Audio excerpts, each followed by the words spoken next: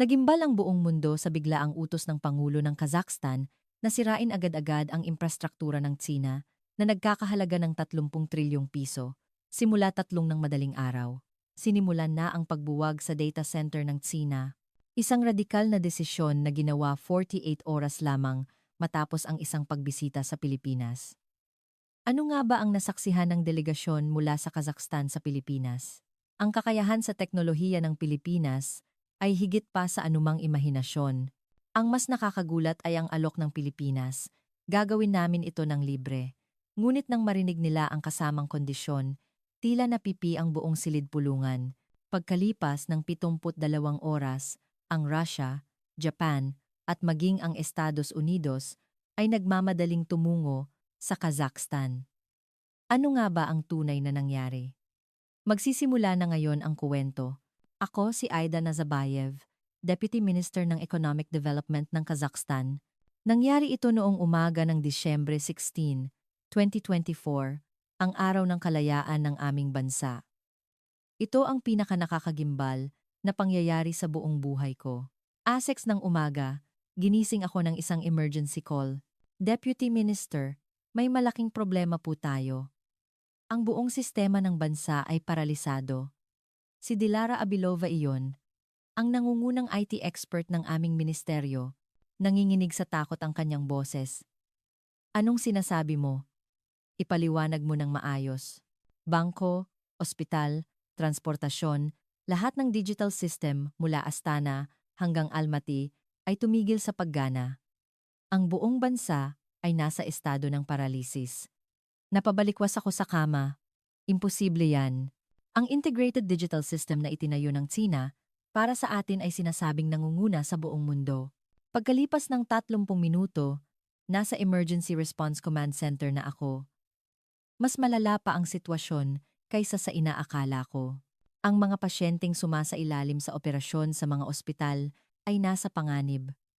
Paralisado ang mga paliparan. Hindi makalapag ang mga eroplano. Ang sistema ng pagbabangko ay tumigil, hindi makapag-withdraw ng pera ang mga tao. Sunod-sunod ang mga ulat na dumarating. Agad kong kinontak ang technical support team ng Tsina, si Li Wei, ang pinuno ng delegasyon. Ano ang nangyayari? Lumitaw si Li Wei sa screen ng video call na may kakaibang kalamigan sa mukha. Deputy Minister Aida, mukhang nagkaroon ng technical glitch. Huwag kayong mag-alala, aayusin namin ito sa loob ng 24 oras. 24 na oras? Paralisado ang bansa ko at sinasabi mong kailangan ng ganoon katagal na panahon? Nagkibit balikat si Li Wei. Napakakomplikado ng sistemang ito. Ngunit sa pagkakataong ito, Deputy Minister, mayroon akong napakagandang alok. Alok? Oo. Kung lalagdaan ninyo ang Digital Silk Road Research Cooperation Agreement, titiyakin naming hindi na mauulit ang mga ganitong pangyayari. Hindi ako makapaniwala sa narinig ko. Pinag-uusapan mo ang kasunduan sa ganitong sitwasyon? Hindi ito ang oras para pag-usapan yan. Ibalik ninyo agad ang sistema. Deputy Minister, pag-isipan ninyong mabuti. Alam ninyo kung gaano kalaki ang ipinuhunan namin sa Kazakhstan sa loob ng 5 taon. Mahigit 200 bilyong yuan, katumbas ng mahigit 30 trilyong Philippine peso. Lahat iyon ay non-refundable aid, naging malamig ang boses ni Li Wei. Hindi ba't panahon na para suklian ng Kazakhstan ang kabutihan namin? Nag-aapoy ang galit sa loob ko. Kung gayon, sinadya ninyong pabagsakin ang sistema. Hindi, Deputy Minister, huwag ninyo sanang masamain. Sinasamantala lang natin ang pagkakataong ito upang mas patatagin pa ang ating relasyon. Kung lalagdaan ninyo ang kasunduan, agad naming ibabalik ang sistema. Pagkatapos ng tawag, tinawagan ko si Dilara. Mahahanap mo ba ang sanhi ng pagbagsak ng sistema? Sinusuri ko na po. Ngunit Deputy Minister, may isang bagay na napakakaiba.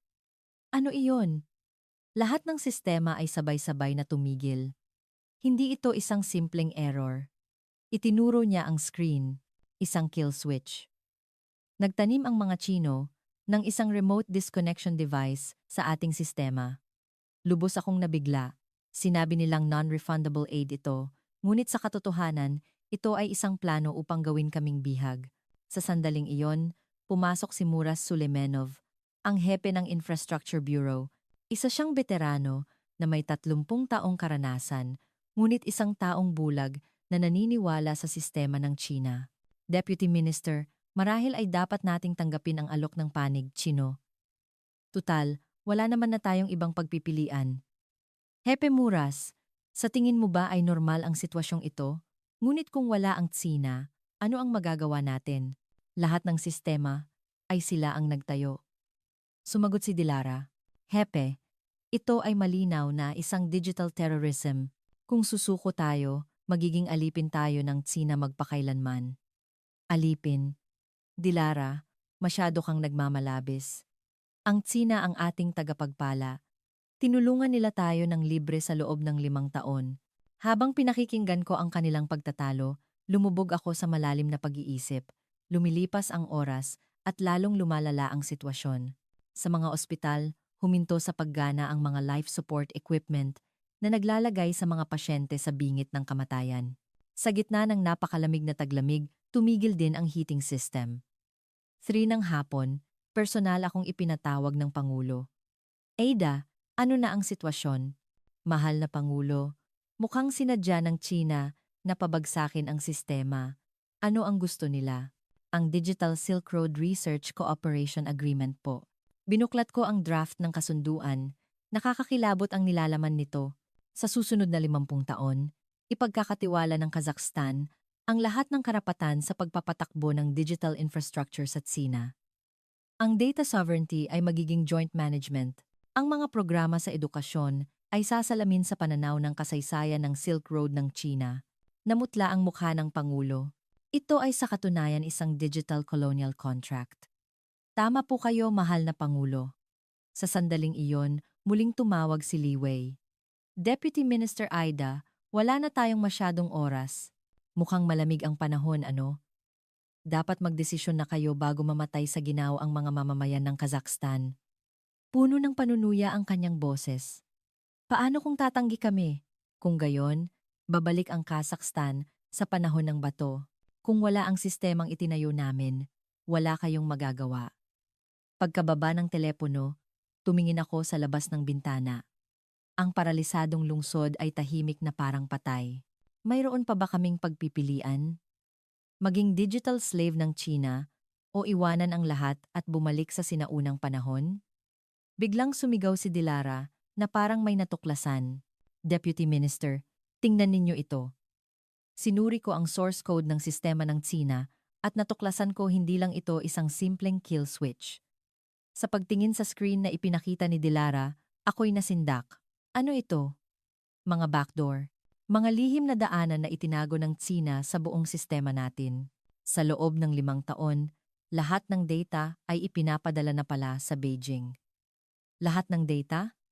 Itinuro ni Dilara ang mga linya ng code, personal na impormasyon ng mga mamamayan, medical records, financial transactions, mga lihim na dokumento ng gobyerno, maging ang impormasyong militar.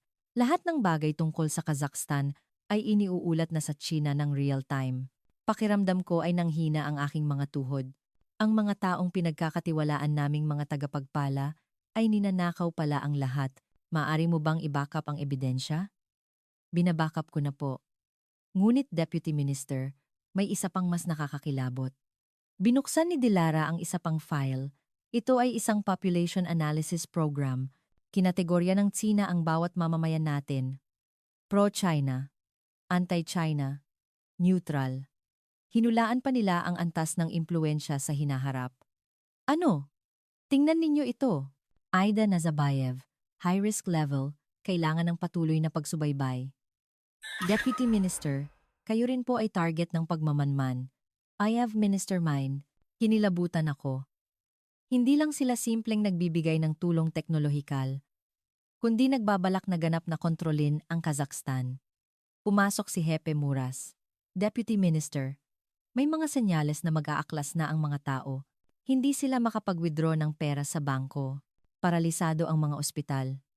Hindi na natin kayang magtagal pa. Hepe Muras, tingnan ninyo ito. Ipinakita ko sa kanya ang mga natuklasan ni Dilara. Tumigas ang mukha ni Muras. Hindi maaari, kung gayon, Sila pa rin ba ang ating mga tagapagpala? Matagal na nanahimik si Muras. Sa loob ng 5 taon, lagi niyang pinupuri ang sistema ng China. Ngunit talagang nagbigay sila ng libreng tulong. Wala silang kinuha ni isang kusing.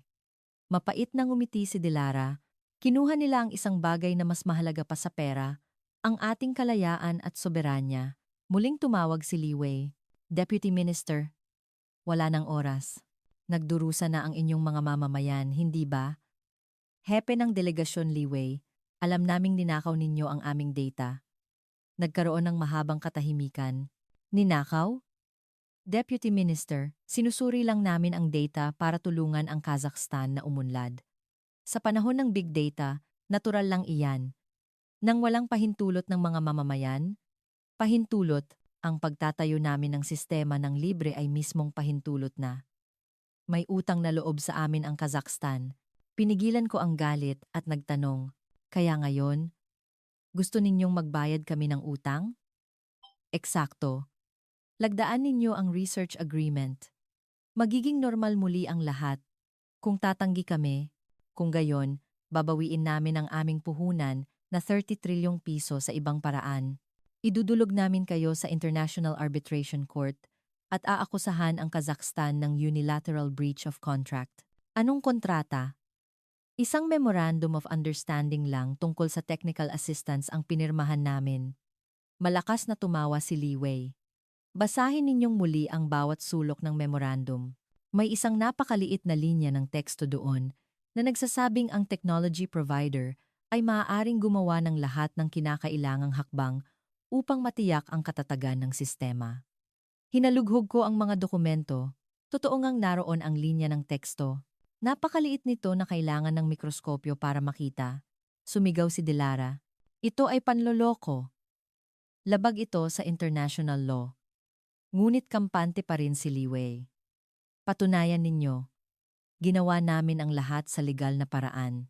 Pagkatapos ng tawag, nabalot ng kawalan ng pag-asa ang command center. Biglang may isang empleyadong tumakbo papasok. Deputy Minister, ang embahada sa Beijing ay nagdaraos ng press conference. Agad naming binuksan ang TV. Nagsasalita ang embahador ng China sa harap ng mga mamamahayag. Pinagtaksilan ng gobyerno ng Kazakhstan ang kabutihang loob ng China. Tinulungan namin sila sa loob ng 5 taon nang walang hinihinging kapalit. Ngunit ngayon, isinisisi pa nila sa Tsina ang problema sa sistema. Isang mamamahayag ang nagtanong. Kung gayon, ang kasalukuyang paralisis ay walang kinalaman sa Tsina. Siyempre, iyon ay dahil sa masamang pamamahala ng Kazakhstan. Ngunit nais pa rin namin silang tulungan. Kailangan lang nilang lagdaan ang research agreement. Kinuyom ko ang aking kamao. Sila ang salarin, ngunit sila rin ang nagpapanggap na tagapagligtas. Napabuntong hininga si Muras, Deputy Minister. Ano na ang gagawin natin ngayon? Nagdurusa ang mga tao at isinasandal tayo ng Tsina sa pader. Tiningnan ko si Dilara. May pag-asa pa rin sa kanyang mga mata. Dilara, wala na ba talagang ibang paraan? Mayroon po. Isang paraan. Iyon ay ang humingi ng tulong sa ibang bansa. Isang bansang may sapat na teknolohiya upang ganap na palitan ang sistema ng China. Mapang-uyam na tumawa si Muras. Anong bansa naman iyon? Amerika? Europa? Hindi rin sila tutulong ng walang kondisyon. Maingat na nagsalita si Dilara. Paano po ang Pilipinas? Pilipinas? Suminghal si Muras. Ang bansang iyon na magaling lang sa turismo at agrikultura, makakatulong sa atin. Ngunit nakuha ng suhestiyon ni Dilara ang aking atensyon. Bakit Pilipinas? Ang Pilipinas ay isang powerhouse sa information technology. Mayroon silang mga tech giant na kilala sa buong mundo tulad ng Agila Tech. Ang kanilang e-government system ay isa rin sa mga nangunguna. At saka, nag-atubili si Dilara, ang Pilipinas ay isang bansang nakakaunawa sa halaga ng kalayaan at minsang lumaban upang ipagtanggol ito. Sa sandaling iyon, nagpadala ng mensahe si Li Wei. Ito ang file ng kasunduan. Sinimulan naming basahin ng mabuti ang mahigit 50 pahinang kontrata kasama ang mga staff. Habang binabasa namin, lalong dumidilim ang aming mga mukha. Artikulo 1. Ipinagkakatiwala ng Kazakhstan ang lahat ng karapatan sa pagpapatakbo ng digital infrastructure sa Tsina sa susunod na 50 taon. Artikulo 15. Lahat ng pampublikong data ng Kazakhstan ay pamamahalaan ng magkasama ng Tsina. Artikulo 32. Ang pagtuturo ng kasaysayan na may kaugnayan sa Silk Road ay susunod sa gabay ng Tsina, nasindak si Dilara. Ito ay ganap na isang dokumento ng pagsuko ng soberanya. Sumunod ang mas nakakagulat na mga probisyon. Artikulo 41. Tinitiyak ng Kazakhstan ang eksklusibong karapatan sa pagnenegosyo para sa mga kumpanyang itinalaga ng Tsina. Artikulo 45. Limitahan ang teknolohikal na kooperasyon sa mga bansang hindi kasali sa Digital Silk Road. Maging si Muras ay namutla. Ito ay sobra na. Binaligtad ko sa huling pahina. Doon ay may isang lihim at nakakagulat na probisyon. Appendix. Kapag nilagdaan ang kasunduang ito, pinahihintulutan ang pagkolekta at pag-aaral ng genetic information ng mga mamamayan ng Kazakhstan. Genetic information? Sumigaw si Dilara. Plano nilang pamahalaan pati ang mga genes ng ating lahi? Tumawag ang tanggapan ng Pangulo. Deputy Minister, nagpadala ng ultimatum ang embahador ng Tsina sa Pangulo. Kung hindi lalagdaan bago maghating gabi ngayon, babawiin nila ang lahat ng suporta at maniningil ng danyos. Danyos? Hinihingi nila ang 50 trilyong piso, kasama na ang interes para sa 30 trilyong puhunan sa loob ng 5 taon. Mas malaki pa ang halagang iyon kaysa sa isang taong budget ng ating bansa. Pakiramdam ko ay wala na akong magawa. Walang pera, walang teknolohiya, walang pagpipilian. Biglang sumigaw si Dilara. Deputy Minister, nang pasukin ko ang server ng China, may natuklasan akong isang kakaibang dokumento. Ano iyon? Ang master plan para sa digital unification ng Gitnang Asya. Ang Kazakhstan ay simula pa lamang. Inilatag ng dokumento ang malaking planong Sina magsimula sa Kazakhstan, pagkatapos ay Kyrgyzstan, Uzbekistan, Turkmenistan, Tajikistan. Lahat ay magiging mga digital na kolonya kung isa sa publiko natin ito sa internasyonal na komunidad. Walang silbi. Umiling si Muras. Itatanggi ng Tsina ang lahat. At maiiwan tayong may paralisadong sistema na walang ebidensya. Iyon ay isang sandali ng kawalan ng pag-asa. Tumingin ako sa labas ng bintana, nakikita ang mga taong may hawak na kandila sa dilim, iniisip na nanginginig sila sa mga bahay na walang kuryente, walang pampainit. Kumirot ang aking puso. Deputy Minister, mahinang sabi ni Dilara, bakit hindi natin subukang kontakin ang Pilipinas? Kahit sa pinakamasamang sitwasyon, hindi na ito lalala pa sa ngayon. Nagpasya ako. Lihim na kontakin ang gobyerno ng Pilipinas.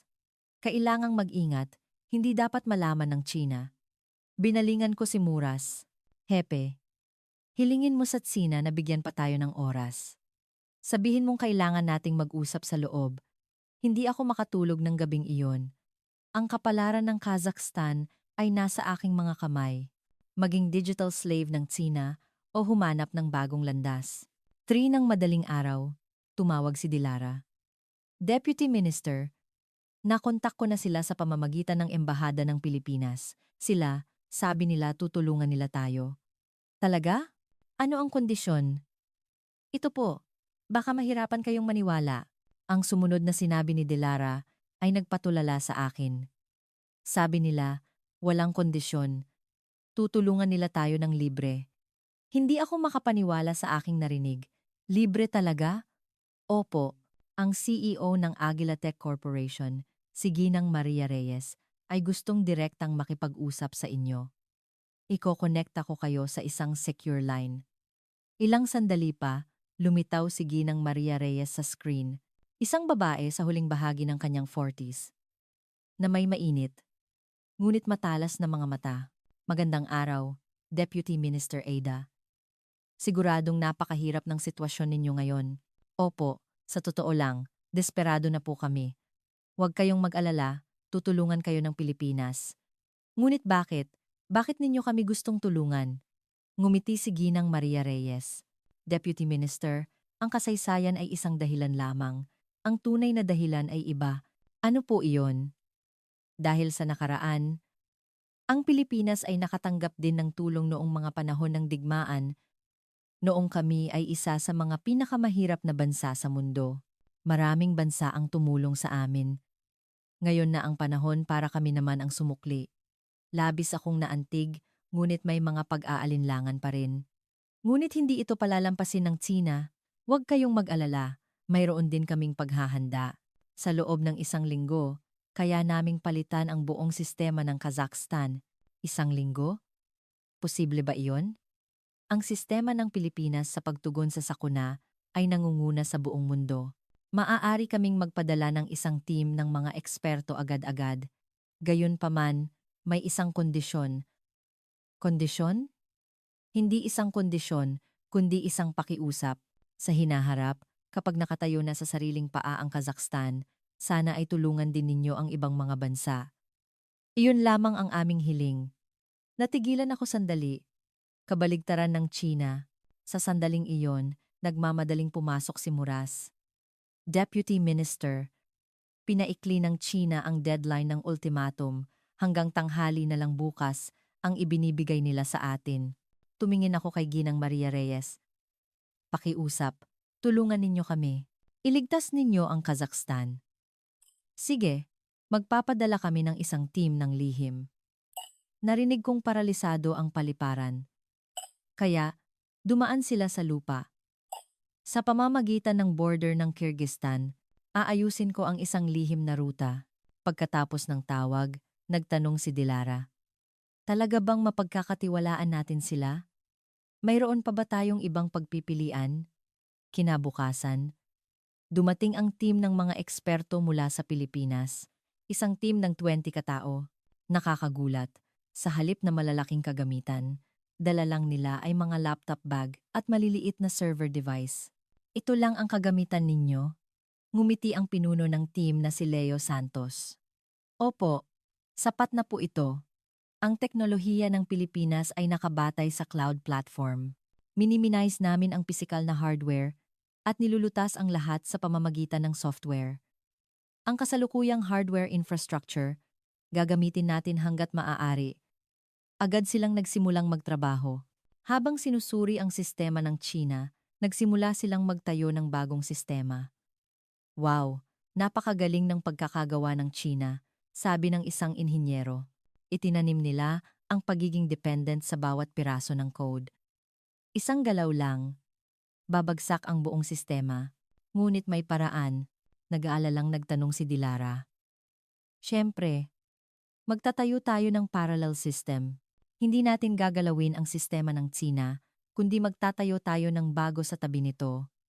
Kapag handa na, ililipat natin lahat sa isang iglap. Nagdududang nagtanong si Muras. Magagawa ba iyon? Isang buong pambansang sistema sa loob ng 1 linggo? Buong kumpiyansang sumagot si Leo Santos.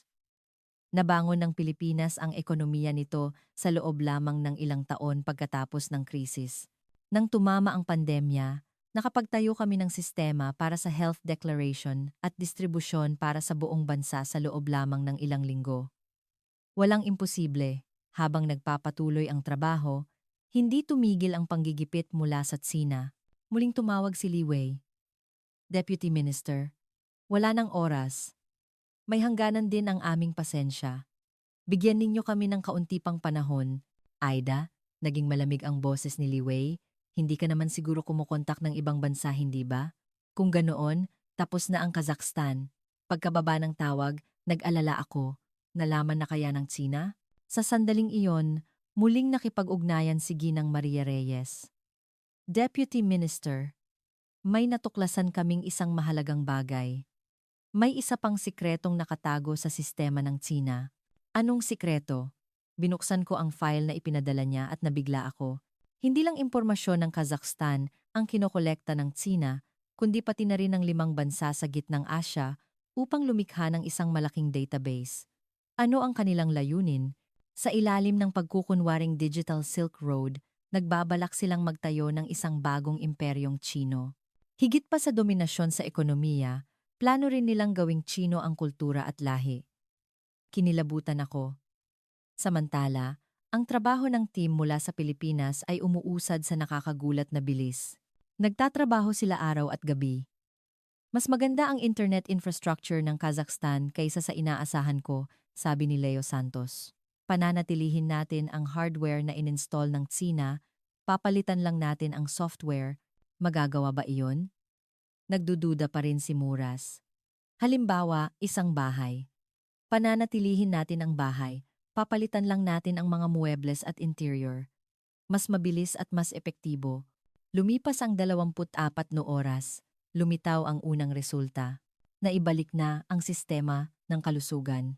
Sumigaw ang isang inhenyero. Totoo nga! Nagsimula ng gumana muli ang mga ospital. Naka-on na ang mga life support.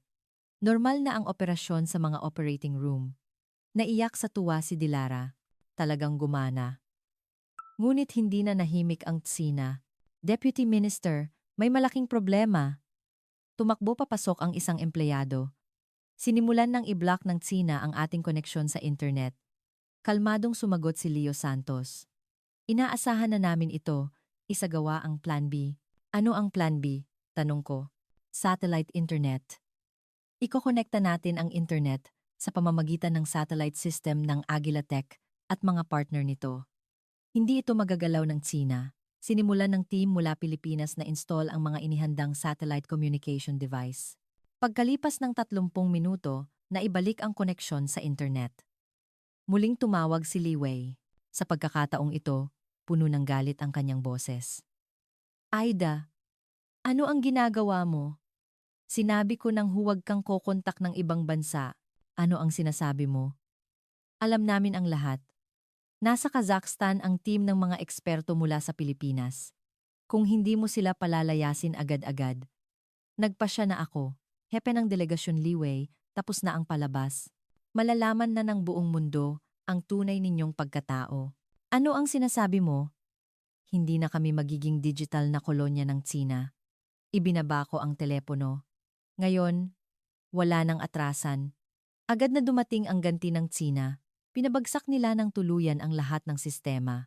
Bangko, transportasyon, telekomunikasyon, enerhiya, lahat ay tumigil. Ngayon, talagang bumalik na tayo sa panahon ng bato, sabi ni Muras na puno ng desperasyon. Ngunit hindi natinag ang team mula sa Pilipinas. Ngayon magsisimula ang tunay na laban, sabi ni Leo Santos. Lahat ng miyembro, sa inyong mga pwesto, simulan ang Operasyon Phoenix. Tulad ng isang Special Forces team, kumalat ang mga miyembro. Kasama ang mga inhinyero ng Kazakhstan, tumakbo sila sa mga mahahalagang lokasyon. Dilara, samahan mo ako sa Central Server Room. Kailangan ko ang tulong mo. Opo. Nag-inspeksyon ako sa mga lugar at nasaksihan ang mga himalang nangyayari. Ang team mula Pilipinas, na parang mga salamangkero, ay binubuhay muli ang mga sistema, mas mabilis at mas epektibo pa kaysa sa sistema ng Tsina. Paano ito posible? Tanong ko. Ipinaliwanag ni Ginang Maria Reyes sa pamamagitan ng video call. Ang Pilipinas ay nakikipaglaban sa mga cyber attack mula sa Hilaga sa loob ng maraming dekada. Ang aming teknolohiya sa pagpapalit ng sistema sa isang iglap ay numero 1 sa mundo. Pagkalipas ng 36 oras, isang himala ang nangyari. Naibalik ang sistema ng transportasyon. Ang sistema ng pananalapi ay binubuhay muli gamit ang backup data. Nagsimulang gumana muli ang power grid. Unti-unti, nabuhay muli ang lungsod. Ngunit nagpatuloy ang paninira ng Tsina. Nagpakawala sila ng mga hacker para atakihin ang bagong sistema. May DDoS attack! Sigaw ni Dilara. Huwag kang mag-alala. Ngumiti ang security expert ng team mula sa Pilipinas. Pambata lang ito. Sa Pilipinas, araw-araw kaming humaharap sa mga atake mula sa Tsina at Hilaga. Totoo nga, lahat ng atake ay napigilan. Pagkalipas ng 41 nung oras, isang hindi kapani-paniwalang bagay ang nangyari. Deputy Minister, 90% na pong kumpleto ang paglipat ng sistema. Tumingin ako sa bintana. Muling nagliliwanag ang mga ilaw sa lungsod. Sa sandaling iyon, tumakbo papasok si Muras. Deputy Minister, Magdaraos ng press conference ang embahador ng Tsina. Plano nilang siraan tayo sa internasyonal na komunidad, ngunit wala na akong takot. Bago nila tayo siraan, tayo ang unang maglalabas ng katotohanan. Habang malapit nang matapos ang trabaho ng team mula sa Pilipinas, humihingal na tumakbo si Dilara, Deputy Minister. May natuklasan akong isang nakakakilabot na bagay sa server ng Tsina. Ito ay talagang higit pa sa imahinasyon. Ano ang natuklasan mo? Nanginginig na binuksan ni Dilara ang isang file, isang top secret na dokumento na may pamagat na Digital Dragon Project. Ano ito? Ang master plan ng Tsina. Hindi lang simpleng dominasyon sa gitnang Asya. Plano nilang baguhin ang ating pagkakakilanlan. Sa pagbabasa ng dokumento, hindi ko mapigilang masindak. Phase 1, Economic Dependency sa pamamagitan ng digital infrastructure. Phase 2, Population Control sa pamamagitan ng Big Data. Phase 3, Historical Distortion sa pamamagitan ng sistema ng edukasyon. Phase 4, Cultural Assimilation. Phase 5, sa huli, pagsasama sa Chinese Federation. Tingnan ninyo ang bahaging ito. Itinuro ni Dilara ang isang pahina. Muling pagbibigay kahulugan sa kasaysayan ng Kazakhstan upang isama ito bilang bahagi ng sibilisasyong Tsino. Nag-aapoy ang galit sa loob ko. Plano nilang nakawin pati ang ating kasaysayan. Ang mas nakakakilabot ay ito. Binuksan ni Dilara ang isa pang file kung saan nakadetalye ang mga kahinaan at plano para suhulan ang mga politiko sa mga bansa sa gitnang Asya. Nakuha na nila ang mahigit kalahati ng mga matataas na opisyal ng ating bansa. Maging si Hepe Muras. Nagulat si Muras. Ano? Pati ako. Muras Suleymanov. High dependency on Chinese system. Temporary no need for bribery. Namula ang mukha ni Muras. Napagtanto niya kung gaano siya naging inosente. Lumapit si Leo Santos. I-backup ang lahat ng dokumentong ito. Ito ang magiging ebidensya para isapubliko sa internasyonal na komunidad. Ngunit hindi ito palalampasin ng China. Hindi ba? Nag-alala ako. Mayroon kaming paghahanda, sabi ni Ginang Maria Reyes sa tawag. Ang gobyerno ng Pilipinas ay naghahanda ng isang press conference kasama ang United Nations at mga malalaking media outlet.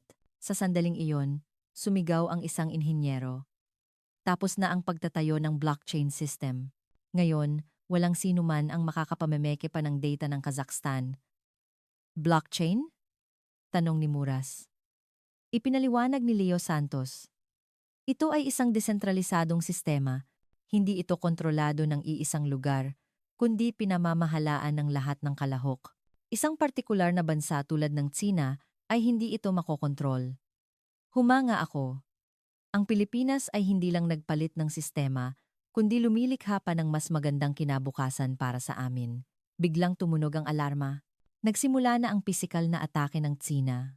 Pinuputol nila ang mga fiber optic cable sa border area, sigaw ni Dilara.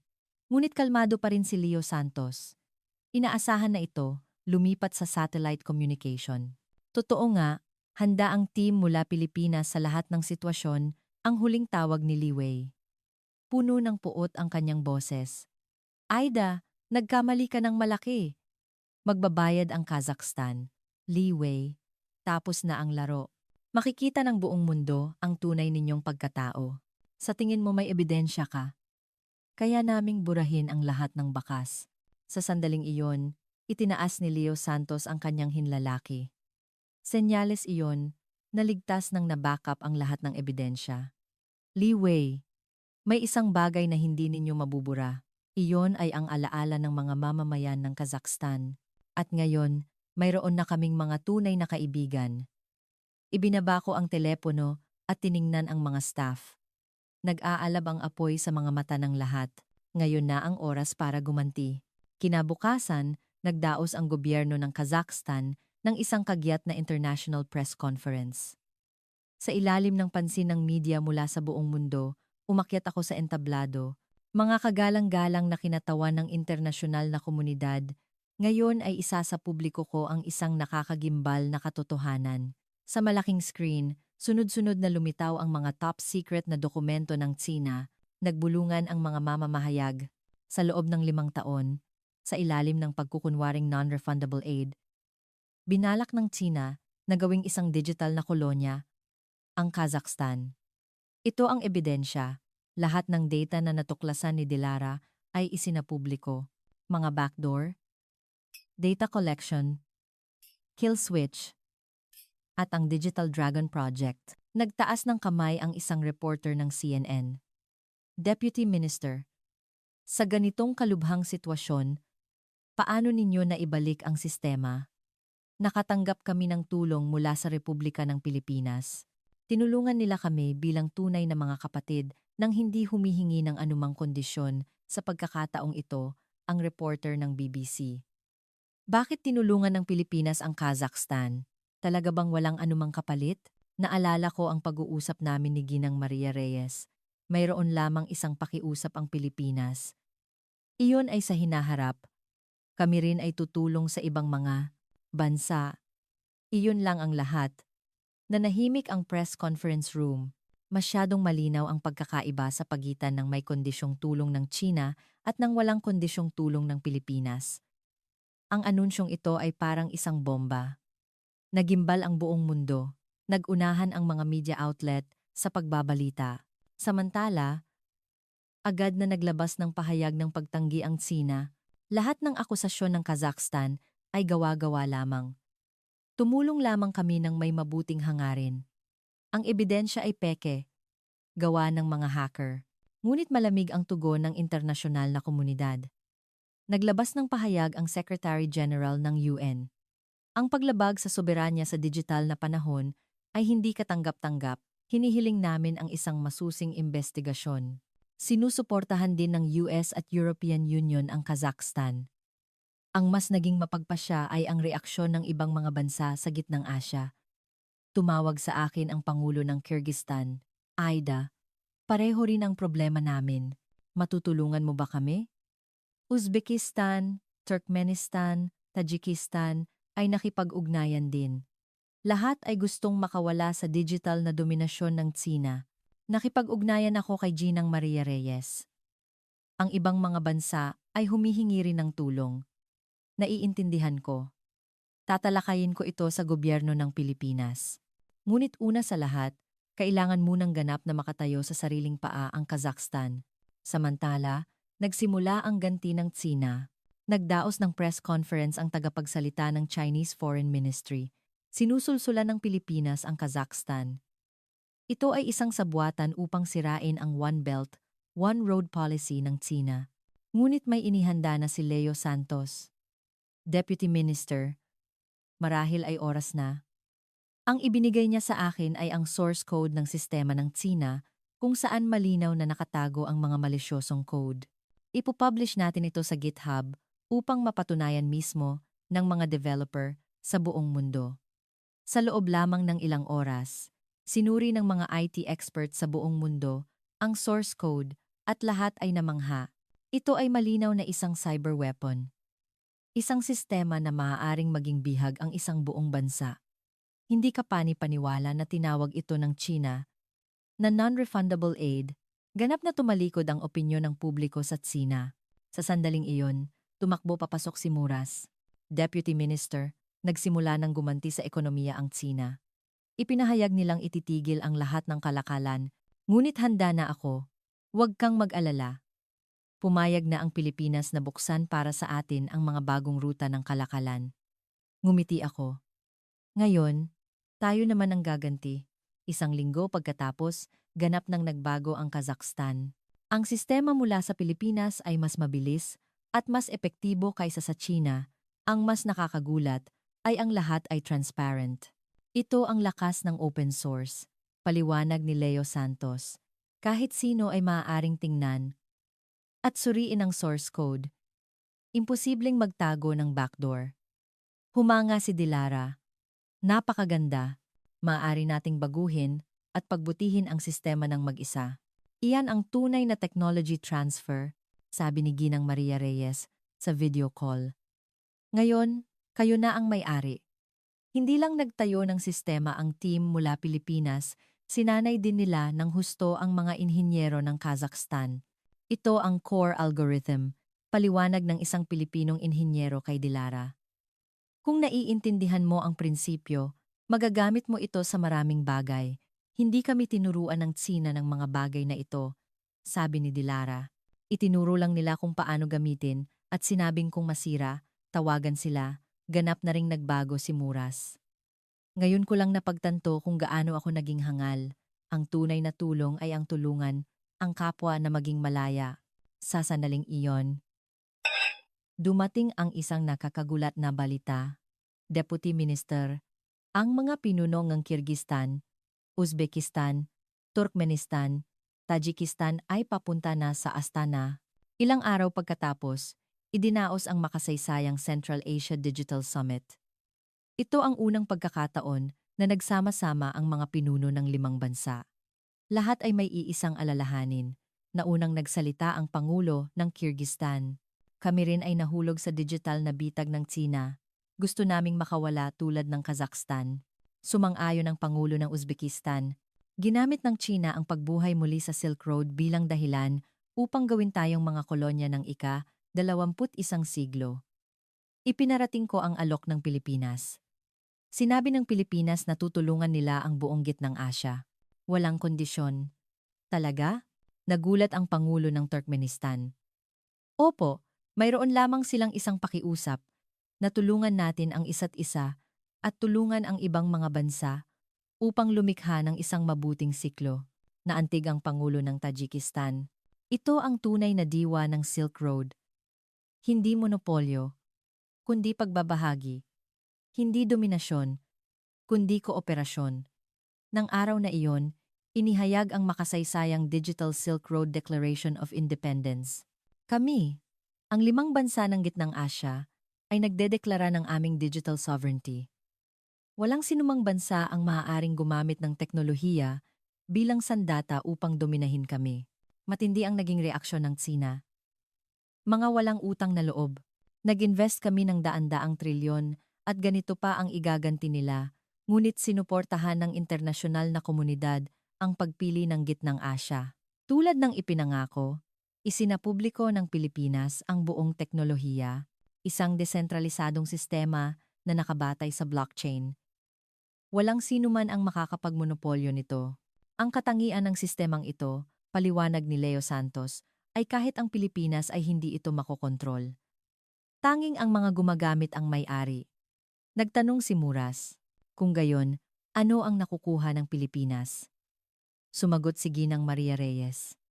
Tiwala at mga partner na sabay na umuunlad. Sa katunayan, sumabog ang kooperasyon sa pagitan ng mga negosyo ng Pilipinas at Gitnang Asya. Isang tunay na kooperasyon na nakabatay sa tiwala, hindi sa pamimilit.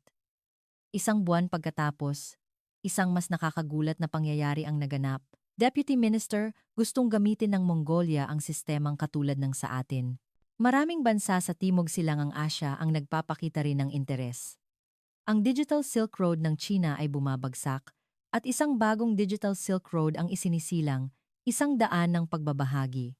Hindi monopolyo. Bumisita kami ng Pangulo sa Pilipinas. Sa Malacañang Palace, tinanggap kami ng Pangulo ng Pilipinas. Maligayang pagdating. Ang katapangan ng Kazakhstan ay nagbigay ng pag-asa sa maraming bansa. Kung hindi dahil sa tulong ng Pilipinas, hindi namin ito magagawa. Hindi. Ang tunay na bayani ay ang mga mamamayan ng Kazakhstan. Ang kanilang katapangan sa pagpili ng kalayaan ang nagbago sa kasaysayan. Sa sandaling iyon, nagbigay ng isang hindi inaasahang alok ang Pangulo ng Pilipinas. Bakit hindi tayo magtatag ng isang Asian Digital Freedom Alliance? Isang alyansa ng mga malayang bansa laban sa monopolyo ng teknolohiya. Agad akong sumang-ayon. Magandang ideya po. Kakakatawanin ng Kazakhstan ang Gitnang Asya sa pagsali.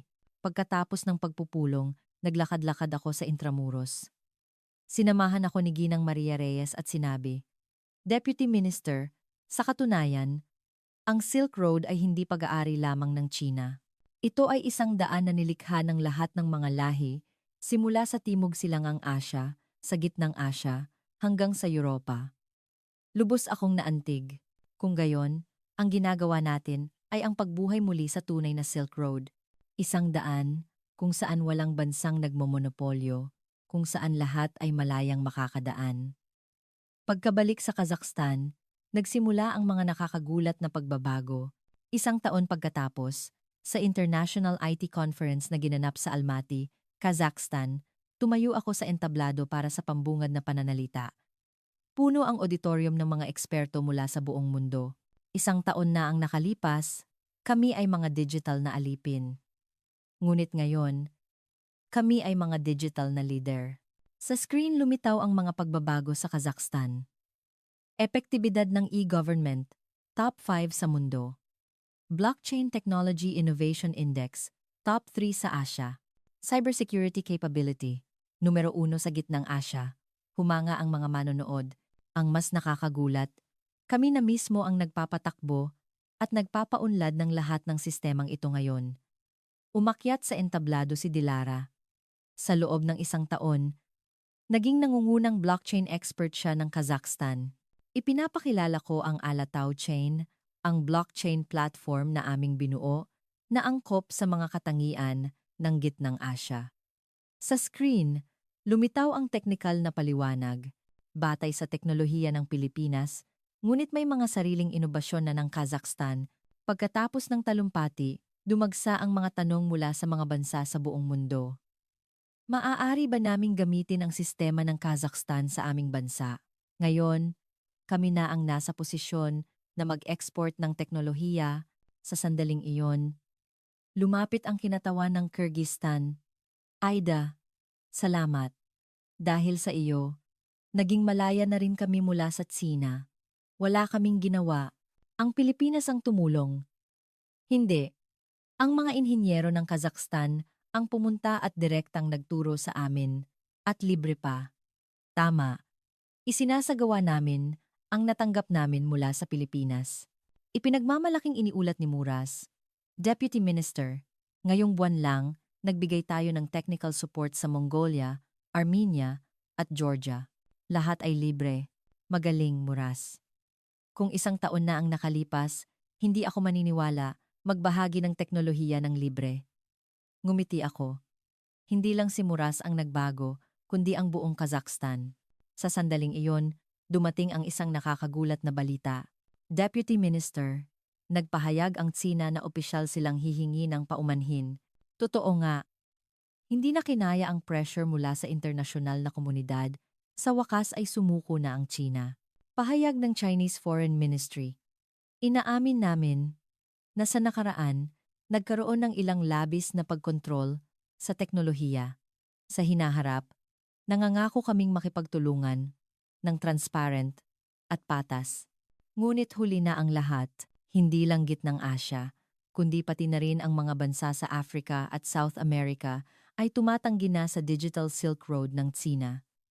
Sa halip, ang modelong Pilipinas-Kazakhstan ang nagiging bagong pamantayan. Ang teknolohiya ay kasangkapan ng kalayaan, hindi ng dominasyon. Ang siklo ng pagbabahagi ng tulong na natanggap, desentralisasyon kung saan lahat ay may-ari. Ang mga prinsipyong ito ay kumakalat na sa buong mundo. Sa hapunan, muli kong nakita si Ginang Maria Reyes. Binabati kita, Deputy Minister. Ang Kazakhstan ay naging isang kahanga-hangang modelo. Lahat ito ay dahil sa Pilipinas. Hindi, nagtanim lang kami ng buto. Ang nagpatubo ng bulaklak ay ang Kazakhstan. Itinaas niya ang kanyang baso para sa 5,000 taong pagkakaibigan ng agila at ng steppe eagle at para sa susunod na 5,000 taon. Habang itinataas ang aking baso, naisip ko, 1 taon na ang nakalipas, sa araw na pinabagsak ng Tsina ang sistema, akala ko ay katapusan na ng mundo. Ngunit hindi pala iyon katapusan, kundi isang bagong simula. Ilang araw pagkatapos, sa UN General Assembly, inihayag ng Kazakhstan ang Digital Sovereignty Declaration. Lahat ng bansa ay may karapatan sa digital na kalayaan. Ang technical assistance ay dapat maglayong maging self-reliant, hindi dependent. Ang digital na teknolohiya ay pag-aari ng buong sangkatauhan. 190 bansa ang sumuporta. Isang bagong internasyonal na tuntunin ang isinilang, nakaupo ang kinatawan ng Tsina na may hindi komportableng mukha, ngunit hindi makapagsalita. Pagkatapos ng talumpati, lumapit ang mga kinatawan mula sa maraming bansa sa Afrika. Gusto naming matuto mula sa karanasan ng Kazakhstan. Gusto rin naming makawala sa digital na kolonyalismo. Ipinangako ko sa kanila. Siyempre, ang tulong na aming natanggap, ibabahagi namin ngayon sa inyo. Walang kondisyon. Sumiklab ang pag-asa sa kanilang mga mata. 2 taon pagkatapos, sa kabisera ng Kazakhstan na Astana, idinaos ang unang Freedom of the Digital Silk Road Summit. Hanggang 50 bansa ang dumalo. Sa pambungad na seremonya, nagsalita ang Pangulo ng Kazakhstan. Libu-libong taon na ang nakalipas, ang Silk Road ay isang daan ng pagbabahagi, hindi monopolyo. Ngayon, binubuhay natin muli ang diwang iyon sa digital na panahon. Nagbigay din ng pagbati ang Pangulo ng Pilipinas.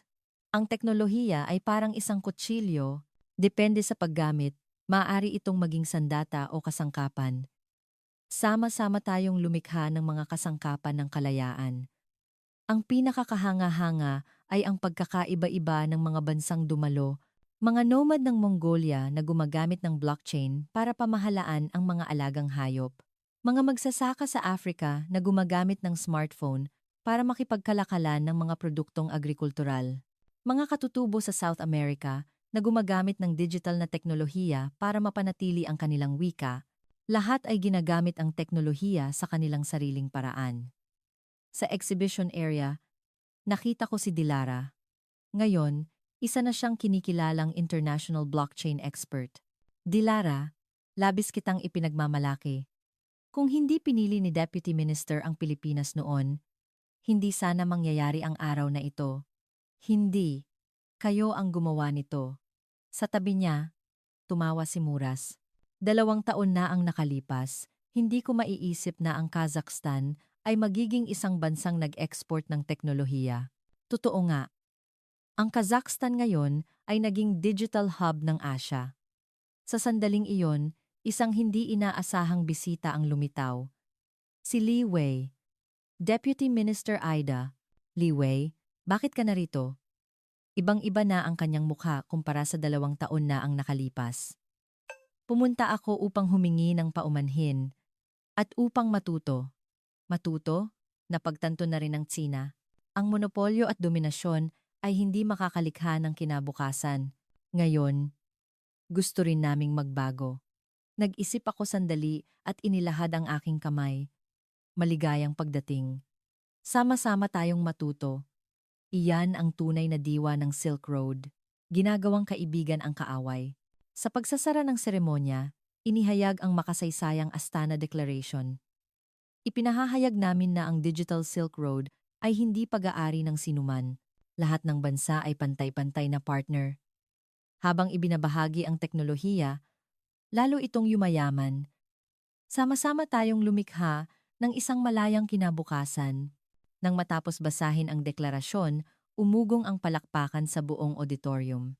Nakatayo ako sa likod ng entablado kasama si Ginang Maria Reyes, pinapanood ang eksena.